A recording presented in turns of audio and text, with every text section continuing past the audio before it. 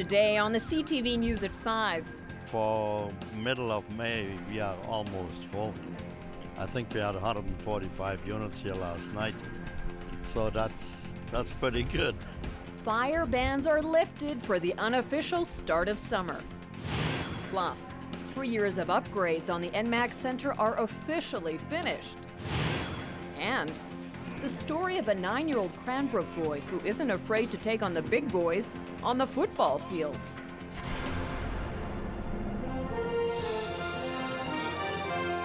CTV News with Jackie Scantlebury. Good afternoon.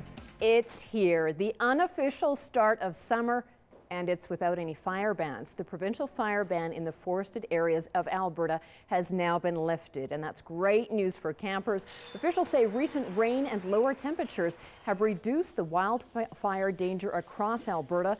The ban was in place for forested areas from the boundaries of Waterton Lakes National Park to north of Manning and then east to Fort McMurray. However, you still do need a permit to start a fire in the MD of Pincher Creek. Now, 6 inches of snow isn't stopping long weekenders in the Castle region. Pincher Creek RCMP say Highway 3 heading west was already very busy this morning. Officers are running a check stop near Beaver Mines until 9 tonight. They're stopping all vehicles to offer tips about having a fun and responsible weekend. Officers say it's not just about road safety. They're reminding everyone to be cautious with off-highway vehicles as well.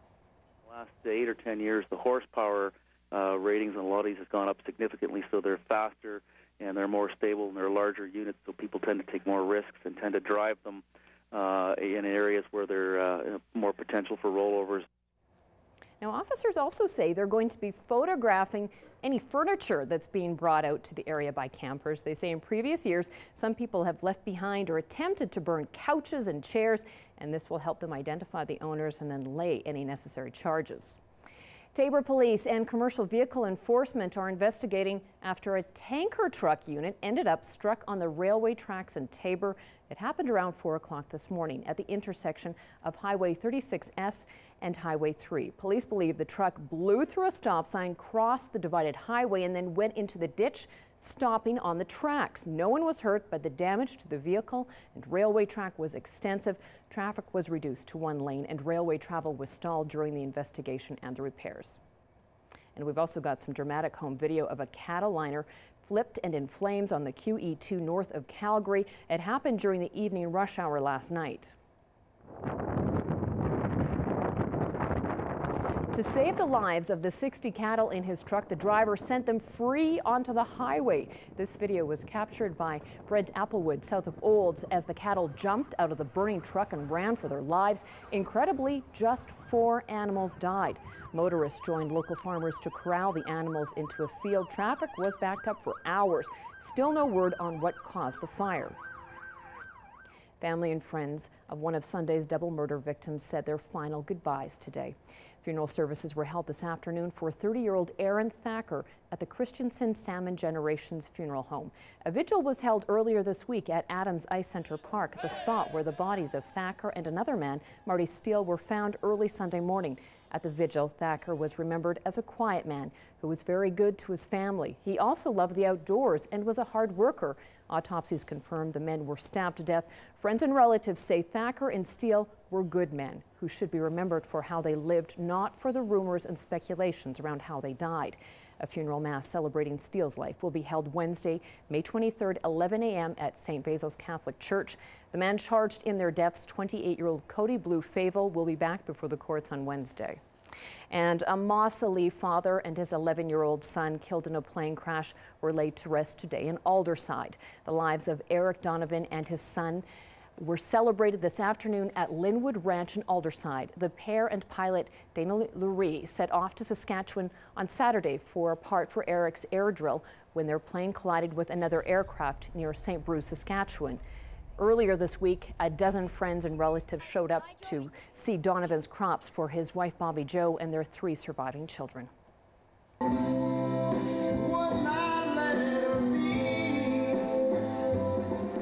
While hundreds attended the funeral for the pilot of the plane, Denny Laree, on Thursday. An estimated crowd of 2,500 attended the service at Nanton's Lancaster Museum.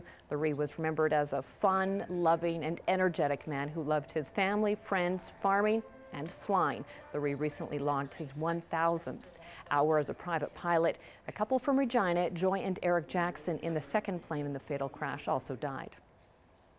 A Lethbridge radio station is rallying for support after someone stole hundreds of donated bras. The gently used bras were donated by listeners as part of a campaign to help women at the YWCA Harbour House. 1077 The River was trying to collect enough bras to string them across the length of the bridge deck on Whoop-Up Drive. And Wednesday, they were about 3/4 of the way there. But when they went to add more bras Thursday, they noticed all but 30 of them had been stolen.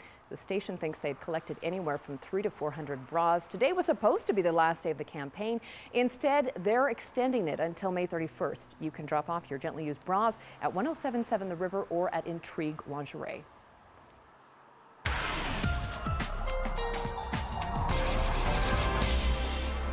And here's what people are really asking about the May long weekend forecast. Chance of showers, Dory, but still there's going to be lots of sun too. You know, and just hour by hour, Jackie, actually the prognosis has gotten better and better. And when you see the forecaster map, it's indicating that showers look like right now they're going to be isolated to the northern sectors. And of course, some areas west of Calgary could still see a little bit of light dusting of snow overnight tonight.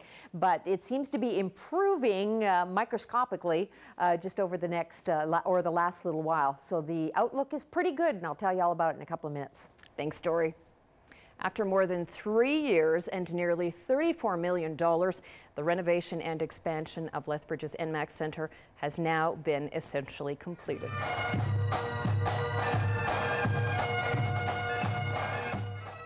Although most of the construction work was completed prior to the World Curling Championships back in April, the official grand reopening ceremony was held last night. The NMAX expansion includes a new lounge, a high-definition video display scoreboard, improved sound system, and numerous technology upgrades. But many of the improvements have taken place behind the scenes. Electrical, mechanical, and structural renovations are designed to keep up with the advances in the entertainment industry and also allow the city to host a wider range of events. The shows keep advancing, and they keep advancing in technology, in size, in weight, and we were at the brink that we may not be able to hold shows anymore. So it's not that they weren't coming, it's just could we sustain future shows? And I can tell you today, yes, we can sustain a lot of future shows. And it does allow us to do things like Cirque du Soleil, which we couldn't have done before, and it really bodes well for the future of the facility. But now we can do the first-class shows, and we can't do them all, because they're bigger than that, but we can do most of them. The upgrade also includes more breakout rooms to host community events like meetings and banquets as well as weddings. NMAX officials say the project has breathed new life and vitality into the facility for the next 25 years. Well, if you have ever dreamed about appearing on the silver screen, now's your chance. Hello. Hi, welcome. My name is Linda Bessel. I'm the first assistant director. Auditions are underway for a new movie that's being filmed in Lethbridge.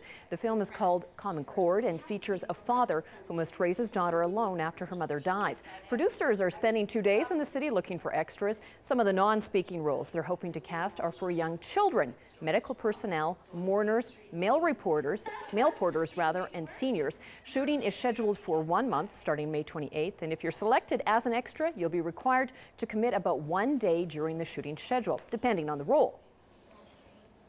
Lethbridge has had a really strong musical community and a really strong theatre community, but it can also have a really strong film community. There's 2 good programs here. The college has a program, the university has a program, so there's lots of people already being trained in those skills. So why not make it so they can stick around here and do those skills while they're here?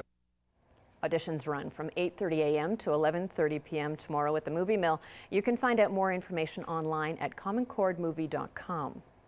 A Lethbridge minority group is celebrating a special day this week. Members of the lesbian, gay, bisexual, transgender, two-spirit and queer community held an event at the Southern Alberta Art Gallery last night. International Day Against Homophobia and Transphobia is about hoping for a prejudice-free world. The day is for everyone. It's about equality, it's about inclusion, it's about welcome, it's about all people having a place in the community where they can fully participate and be authentic and not have to live in fear, not have to struggle every day. Lethbridge Regional Police recently launched the Report Homophobic Violence Period project. It's a prevention and awareness campaign in partnership with Outreach Southern Alberta.